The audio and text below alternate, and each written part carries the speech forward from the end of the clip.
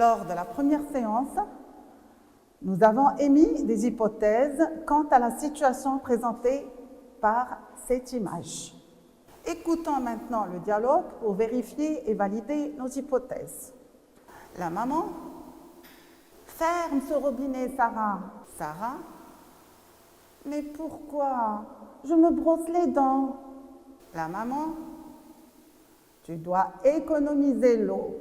Remplis ce verre et rince-toi les dents. Sarah: oh oui, tu as raison, maman, c'est mieux de cette façon. Mohamed: et moi, maman, je prends un bain ou une douche? La maman: je te recommande de prendre une douche rapide car l'eau est précieuse. Mohamed: d'accord, maman, mon enseignante a dit la même chose.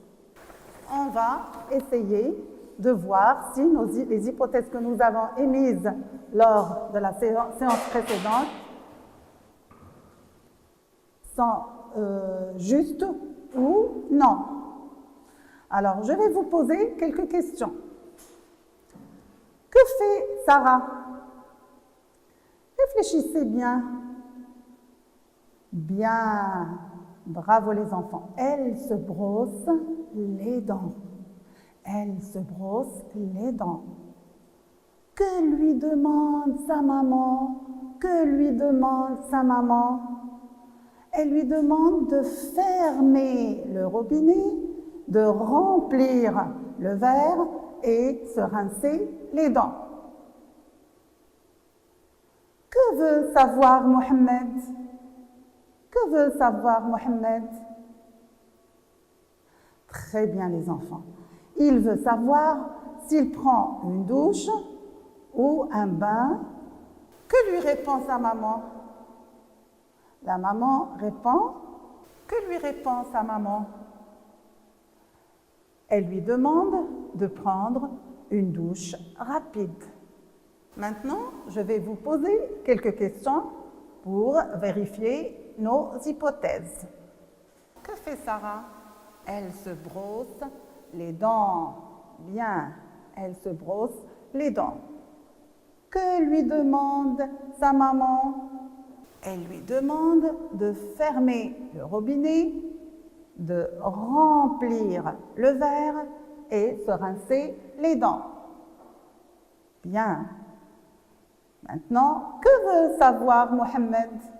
Que veut savoir Mohamed? Il veut savoir s'il prend une douche rapide ou un bain. Que lui répond sa maman? Que lui répond-elle? Elle lui demande de prendre une douche rapide. La dernière question, les réponses de la maman sont des ordres, des recommandations ou des conseils à votre avis les enfants? Bravo les enfants, ce sont des recommandations et des ordres pour que les enfants économisent l'eau. Reprenons maintenant le dialogue réplique par réplique. La maman dit à Sarah: ferme ce robinet, Sarah. Ferme ce robinet, Sarah. Regardez bien. Alors, on voit sur ces deux images un robinet. Comment est le robinet numéro 1? Bien, il est fermé. Très bien. Regardez le deuxième robinet. Est-il fermé? Non. Le robinet ici est ouvert. Donc, on dit ferme le robinet, ouvre le robinet. Bien. Ici, qu'est-ce qu'on voit? On voit une porte. Alors, produisez une phrase sur le modèle précédent. Ouvre la porte. Ferme la porte. Ouvre la porte.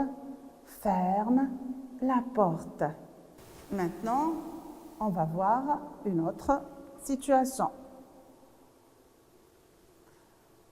Alors, la petite fille répond « Je me brosse les dents. Je me brosse les dents. » Se brosser.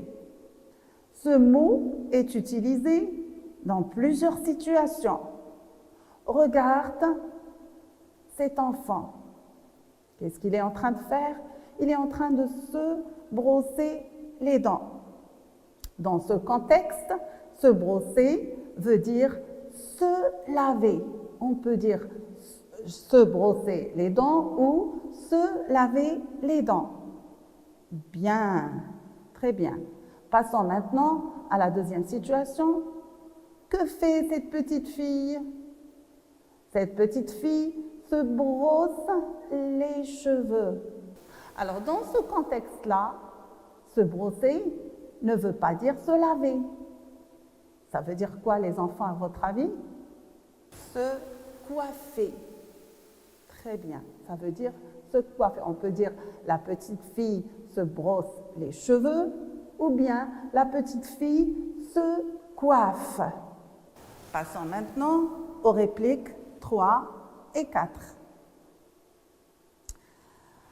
Tu dois économiser l'eau, a dit la maman. Tu dois économiser l'eau. Économiser signifie ne pas gaspiller. Utiliser avec soin. Bien. Alors, on économise l'eau quand on prend une douche. Quand on prend une douche rapide, on ne gaspille pas l'eau. Par contre, quand on prend un bain, on gaspille de l'eau. Très bien. On peut aussi économiser l'électricité quand on éteint la lumière à chaque fois qu'on sort d'une pièce de notre maison. La maman dit à Sarah, remplis ce verre. Remplis ce verre. Regardez, remplir un verre. Remplir un verre. Vider un verre. Vider un verre. Maintenant, on ne parle pas du verre, on parle d'un quoi, les enfants?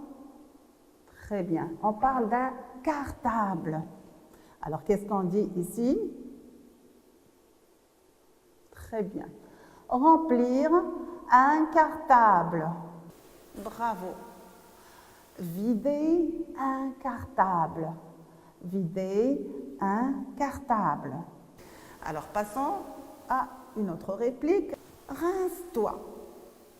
Se rincer.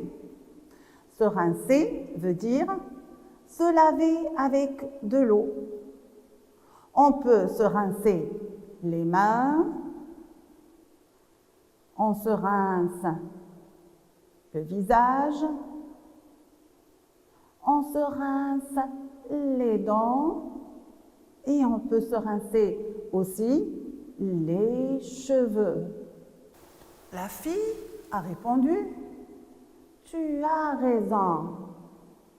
Cette expression veut dire être d'accord, trouver que c'est bien.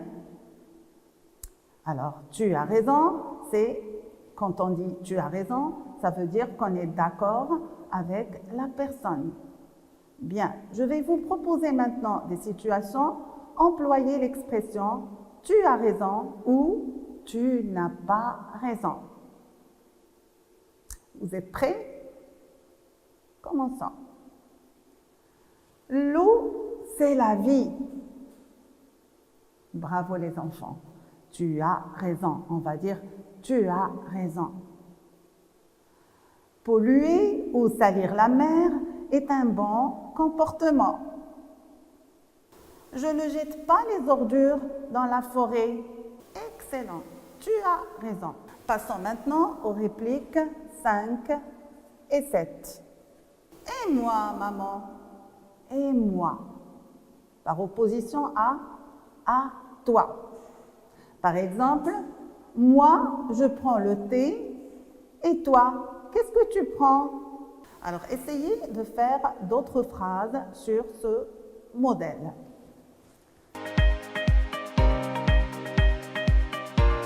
La dernière séance, on a vu l'observation des images ainsi le titre.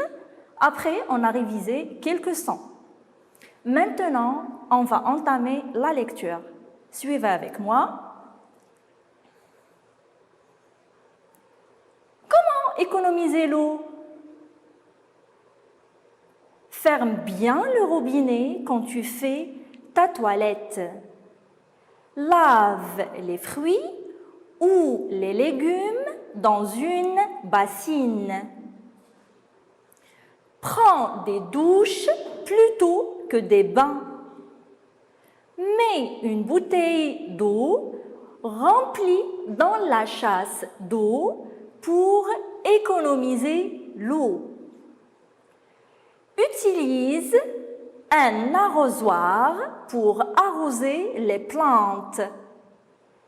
Lave la bicyclette ou la voiture avec un seau d'eau et une éponge.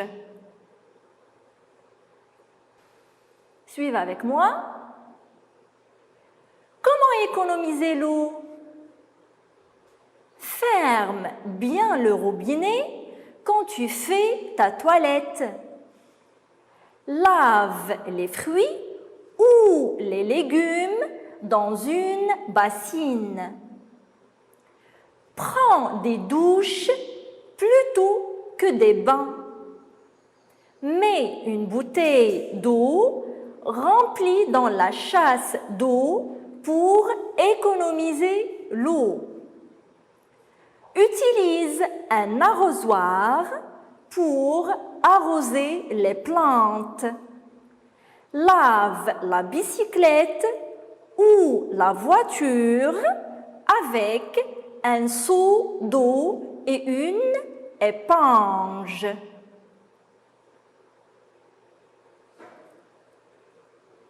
Maintenant, vous allez lire le texte silencieusement. Après, on va valider les hypothèses qu'on a fait la séance précédente. Prenez votre temps et lisez bien le texte.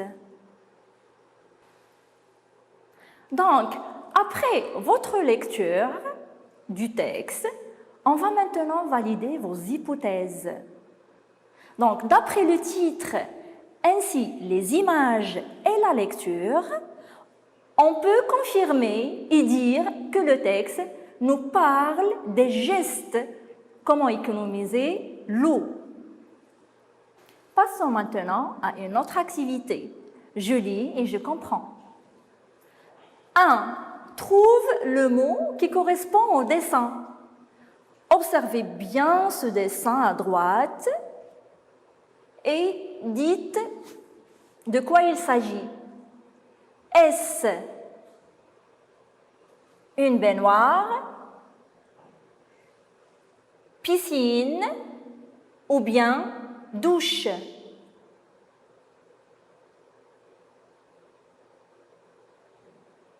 Bien, il s'agit d'une douche. 2. Lis les phrases et réponds par vrai ou faux. Il faut fermer le robinet quand tu fais ta toilette. Je répète, il faut fermer le robinet quand tu fais ta toilette. Bien, c'est vrai. B. Arroser les plantes avec un arrosoir est un bon geste. Arroser les plantes avec un arrosoir est un bon geste. Bien, c'est vrai. C. Il faut laver la voiture avec un tuyau. Je répète, il faut laver la voiture avec un tuyau. Excellent, mais bien sûr que faux. 3. Écris une phrase pour répondre à la question. Pourquoi faut-il laver les fruits et les légumes dans une bassine? À votre avis, pourquoi faut-il laver les fruits et les légumes dans une bassine?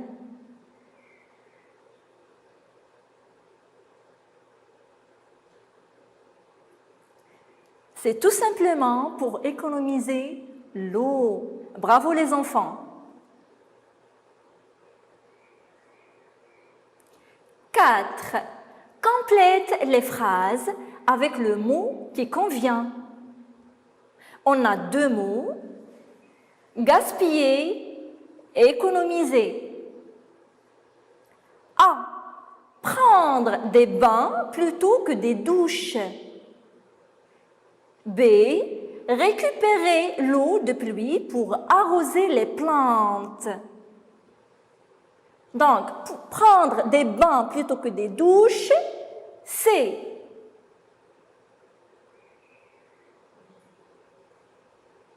bien gaspiller l'eau. Donc, si jamais on prend des bains au lieu de prendre des douches, ben tout simplement, on gaspille l'eau. Très bien. Récupérer l'eau de pluie pour arroser les plantes, il s'agit de... Très bien, c'est économiser l'eau. Bravo les enfants.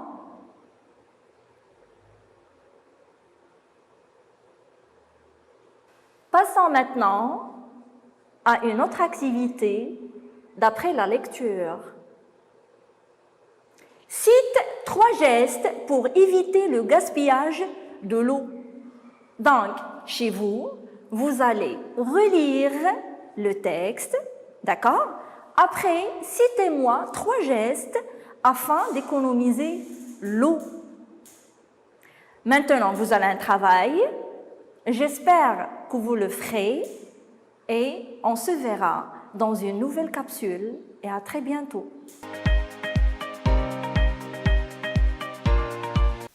عزيزاتي أعزائي التلميذات والتلاميذ، سلام الله عليكم ورحمته تعالى وبركاته.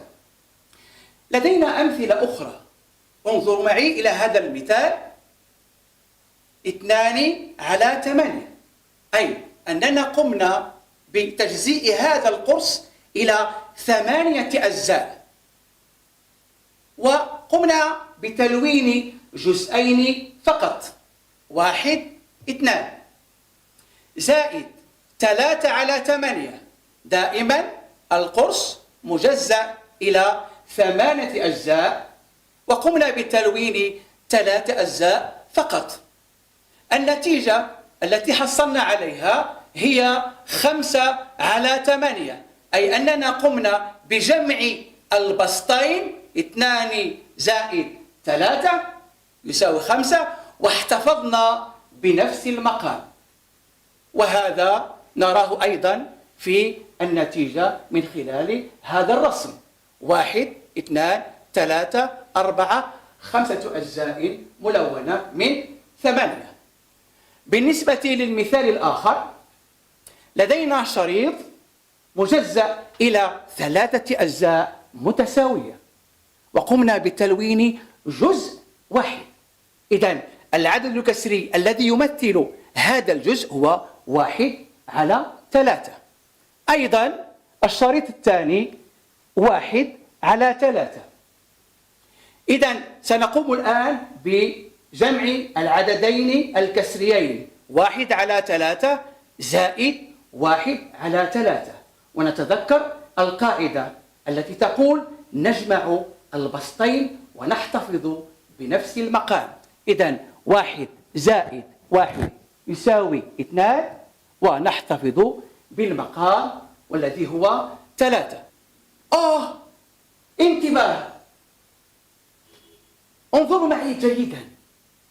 هناك بعض التلاميذ يقعون في خطأ، وهذا الخطأ يتجلى أنهم يجمعون البسطين 2 زائد 3 كما في هذا المثال، ويجمعون أيضا المقامين، 8 زائد 8 يساوي 16، وهذا خطأ. دائما نتذكر القاعدة: نجمع البسطين فقط ونحتفظ بنفس المقام. لا يمكن جمع البسطين ثم المقامين في عملية جمع أعداد كسرية لها نفس المقام. الآن نمر إلى نشاط تطبيقي. أحسب المجموع ثم ألون باستعمال لونين مختلفين. إذن أولا سنحاول أن نحسب المجموع. 3 على 10 زائد 6 على 10 كم يساوي؟ لنتذكر أبناء الأعزاء القاعدة والتي تقول: نجمع البسطين ونحتفظ بنفس المقام. 3 زائد 6 يساوي ماذا؟ يساوي نعم 9. حسن جدا. ونحتفظ بالمقام والذي هو 10، ونحصل على العدد 9 على 10. تصفيقات جيد جدا. الآن لنلون باستعمال لونين مختلفين. نبدأ بالعدد الكسري الأول، 3 على 10. انتبهوا، 10 ماذا تمثل؟ وأننا سنقوم بتجزيء الشريط إلى 10 أجزاء متساوية: 1 2 3 4 5 6 7 8 9 10. والثلاثة والتي توجد في البسط سنقوم بتلوين 3 أجزاء. انظروا معي: 1 2 3. إذن الجزء الملون 3 أجزاء. إذن العدد الكسري الذي يمثل الجزء الملون هو 3 على 10. بنفس الطريقة للعدد 6 على 10. انظروا معي كم من جزء سنلون: 1 2 3 4 5 6 6 على 10. الآن نقوم بعملية الجمع: 1 2 3 4 5 6 7 8 9، وهو العدد الموجود في البسط. ومجموع الأجزاء الموجودة في هذا الشريط هي 10. إذن 9 على 10. نمر الآن إلى نشاط تطبيقي آخر. سنحاول أن نختار مجموع العددين الكسريين من بين الأعداد المقترحة. المثال الأول: 3 على 5 زائد 1 على 5 كم يساوي؟ انظروا إلى تلك الاختيارات: 4 على 10 4 على 5 ثم 8 على 6.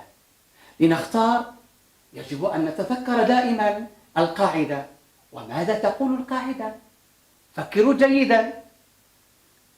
3 على 5 زائد 1 على 5 يساوي ماذا؟ انظروا جيدا. الإجابة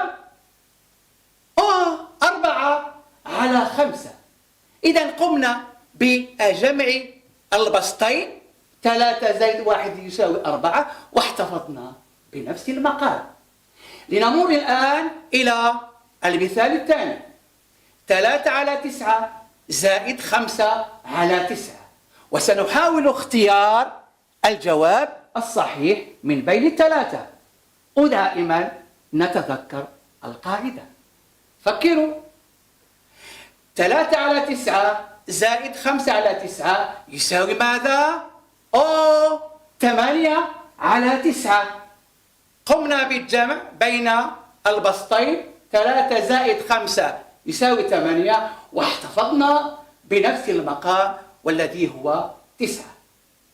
لنمر الآن إلى نشاط تطبيقي آخر.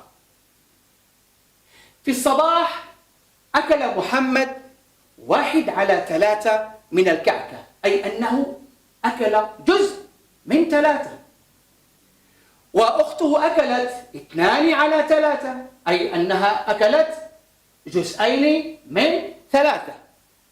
السؤال: هل بقي من الكعكة ما سيأكلانه في المساء؟ لنرى. نستعين أولا برسم يمثل الكعكة، وكما تلاحظون أن الكعكة قسمناها إلى 3 أجزاء متساوية. ثانيا نحدد العملية ونحاول إنجازها. إذن ما أكله محمد 1/3، وما أكلته أخته 2/3. إذن سنقوم بعملية الجمع، جمع بين عددين كسريين لهما نفس المقام 3/3. نتذكر دائما القاعدة. إذن 1/3 زائد 2/3 يساوي ماذا؟ نجمع البسطين 1 زائد 2 ونحتفظ بنفس المقام، فنحصل على العدد الكسري 3/3. سنحاول اختزال هذا العدد. 3/3 يساوي ماذا؟ انظروا جيدا إلى هذه الكعكة. لما أكل محمد 1/3 وأكلت أخته 2/3، بمعنى أنهما أكلا الكعكة الواحدة، الكعكة بأكملها. إذن 3/3 يساوي الكعكة، يعني يساوي 1. إذن نستنتج على أنه لم يتبقى من الكعكة ما سيأكلانه في المساء. إلى هنا ينتهي درسنا لهذا اليوم، ولنا فرصة أخرى في درس آخر بحول الله. شكرا على انتباهكم.